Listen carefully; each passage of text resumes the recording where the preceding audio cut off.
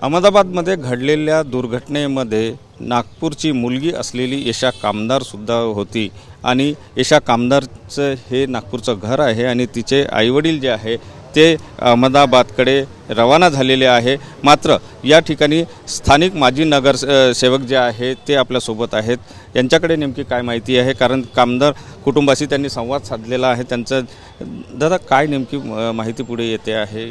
ही घटना घडल्यानंतर मी त्यांच्या परिवारातील लोकांशी संपर्क साधला। त्याच्यापैकी आमचे प्रफुल्लबाई गणात्र म्हणून त्यांच्याकडनं ही मी माहिती घेतली आणि ते माहिती अशी मिळाली की जसं यांना माहिती मिळाली की जे एअरपोर्ट आता ही जी दुर्घटना झाली, या दुर्घटनामध्ये कामदार परिवाराची जी मुलगी होती यशा, तिचा मुलगा होता आणि तिची सासूसुद्धा होती। हे अहमदाबादहून लंडनसाठी निघाले होते आणि ही दुर्घटना झाली अशी ही आपल्याला स्थानिक एक माहिती होती। यशाचं लग्न साधारणतः किती वर्षापूर्वी झालेलं आहे आणि तिचे पती जे आहे ते अहमदाबादला व्यवसाय करायचे की लंडन? यशाचं लग्न जवळजवळ 3 ते 4 वर्ष तिच्या लग्नाला झाले। हे संपूर्ण परिवार त्याच्यानंतर अहमदाबादला राहत होता, पण यांचा व्यवसाय लंडनला होता। तिची सासू सासरे तिचे मिस्टर आणि यशा आणि हे सर्व लंडनला राहत होते, पण वडिलाला कॅन्सर डिटेक्ट झाला असल्यामुळे ते अहमदाबादला आले। अहमदाबादवर त्यांनी त्यांची संपूर्ण ट्रीटमेंट केली आणि त्यांचे त्या ट्रीटमेंट घेत असताना त्यांचे निधन झालं, ते मरण पावले।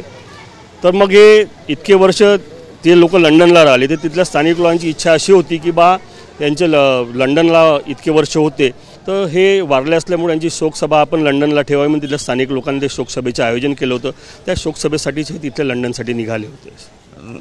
तुम्हाला जी प्राथमिक माहिती मिळाली आहे कामदार परिवाराकडून, कोण कोण होतं सोबत? कसे आहे, कामदार परिवारातली ईशा, त्यांची पत्नी, मुलगा आणि ईशाची सासू असे 3 जण त्या याच्यामध्ये प्लेनमध्ये होते।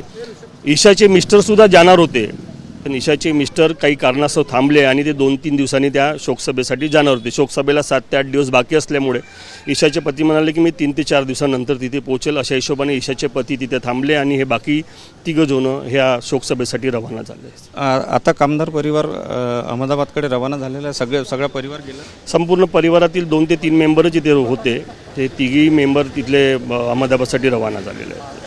नक्कीच स्थानिक माजी नगरसेवक आहेत आणि त्यांनी ज्याप्रमाणे कामदार परिवारासोबत संपर्क केला, त्यांच्याकडून माहिती घेतली, त्यानुसार आता हा संपूर्ण कामदार परिवार जो आहे तो अहमदाबादकडे रवाना झालेला आहे। मात्र या दुर्घटनेमध्ये जे आहे ते मोठं दुःखाचं पहाड जो आहे तो या परिवारावर कोसळलेला आहे। कॅमेरामन सचिन सयामसह सुनील डगे, TV9 मराठी, नागपूर।